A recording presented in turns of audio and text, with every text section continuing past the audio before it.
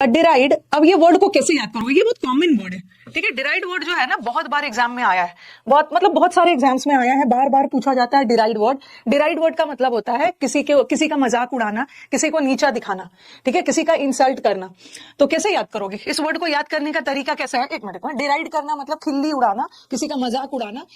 किस लिए मजाक उड़ाना? उसको इंसल्ट करने के पर्पज से। तो अब आप ऐसे याद कर सकते हो, दी, देर से याद करो, देर से आई, DER, देर, ठीक है, देर है इसमें और इसमें आई लगा है, आई, देर से आई।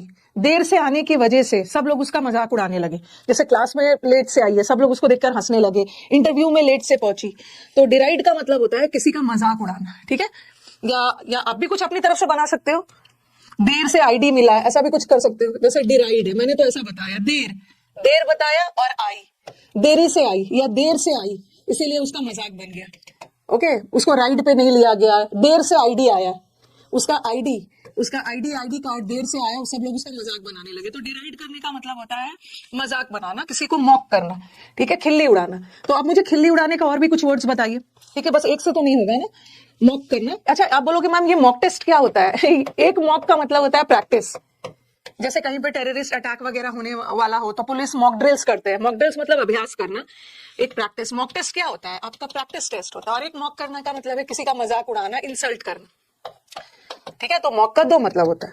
तो यहाँ पे मॉक करना तो खिल्ली उड़ाना, देर से आई इसलिए सब लोग उसका मजाक उड़ाने लगे। अब मुझे मजाक का और भी वर्ड्स बताना, मजाक करना, रीडिंग, ठीक है, मजाक उड़ाना, किसी का स्कॉन करना, ठीक है, किसी पे हंसना, स्कॉन करना, स्कॉफ करना, किसी का मजाक उड़ाना, किसी पे हंसना। एक इसका फ्रेजल वर्ब है जियर एट। जियर एट का मतलब भी है किसी पे हंसना और मजाक के पर्पस से। डिसल्ट्री नहीं होगा, डिसल्ट्री तो रैंडम हो गया। यस, किसी का जियर एट करना, डेनिग्रेट करना, रिडिक्यूल करना, मजाक उड़ा रहे हो किस पर्पस से? उसको इंसल्ट के पर्पस। डेनिग्रेट करना, उसका ग्रेड कम करना, रिडिक्यूल करना, ठीक है।